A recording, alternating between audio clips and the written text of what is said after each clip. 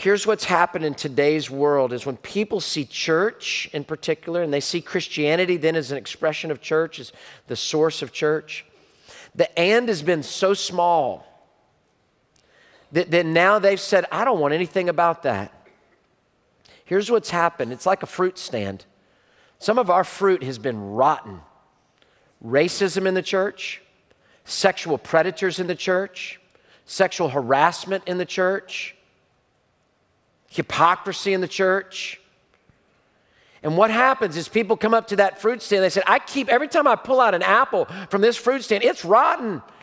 Every time I see on the news a banana from this fruit stand, it's rotten.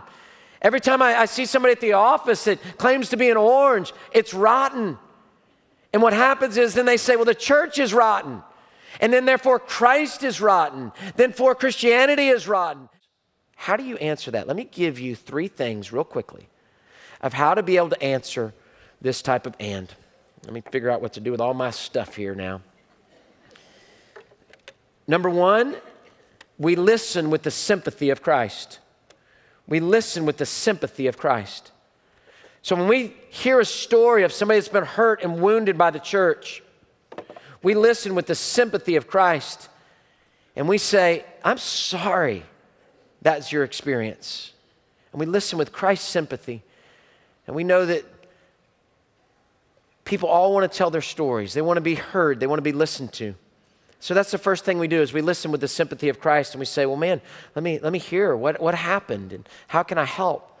Then number 2, we live shining with Christ. We live shining with Christ. We say, you know what? Hey, there's bad fruit at the produce stand. That's true. There's some unusual things. There's some sinful things. There's some evil things that connect back to the source. Not just an issue, but connect back to the source of the devil.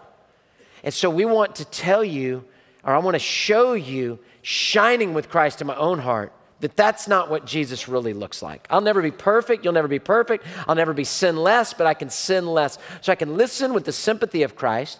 I can shine with the life of Christ in my life. And then I can share the invitation of Christ. Do you see it? I can share the invitation of Christ. And I think that this is in the correct order here of how to deal with this.